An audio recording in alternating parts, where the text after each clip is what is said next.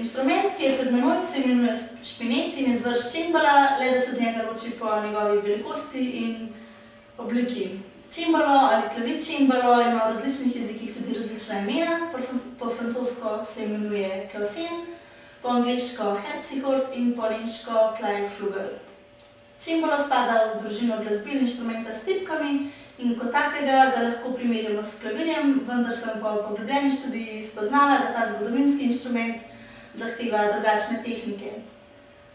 Čembalo je narejen iz lesa, iz ciprese, javorja ali bukve, notri strune so kovinske, strune pa so tudi lahko kombinacija medelinastih in jeklenih strun.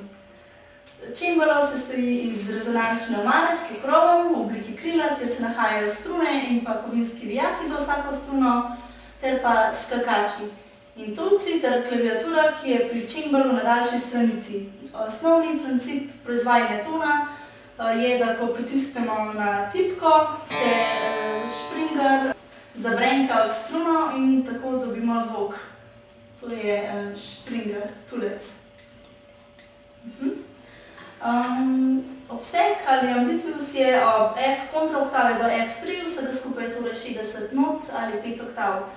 Zven čembala je svetlo jasen in ga lahko spreminjamo z registri, ki predstavljajo zveze med manuali in podvojitve glasov v zgornji in spodnji oktavi.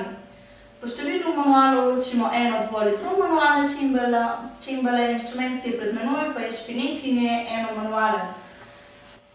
Posebna zanimivost pri čembalu pa so okraski oziroma tako imenovani triller, ki se ponavadi začne z zgornjo ležečo noto.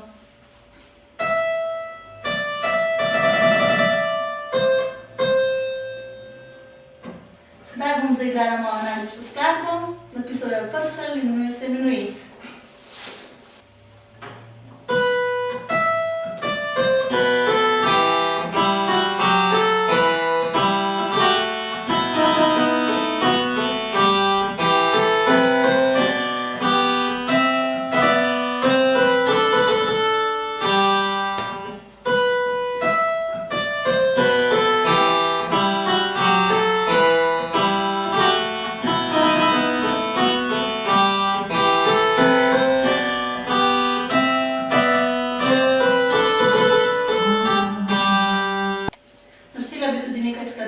Ki so zaznamovali literaturo za čembalo.